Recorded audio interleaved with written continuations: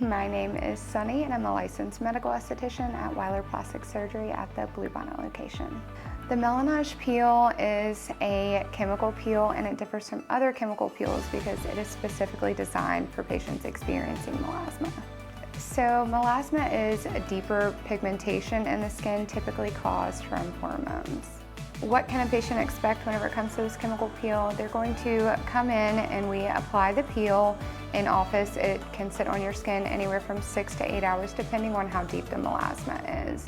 The patient can then go home and wash their skin off. We send them home with all of the post-op products and then what they're supposed to do going forward. For about the first, I guess around 72 hours, the skin can feel very red, tight, and shiny. Usually by about day 3 is when you're going to start peeling, and you normally start peeling around that nasolabial fold area. It'll slowly kind of start to work its way back, and then forehead is usually the last to go.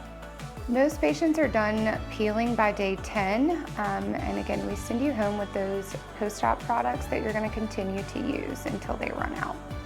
I would say social downtime for this is maximum 10 days for the peeling and flaking. After that, the skin can be a little bit red just with those post-op products depending on how fair your skin might be, and you use those products until they run out, and so that is usually about 30 full days.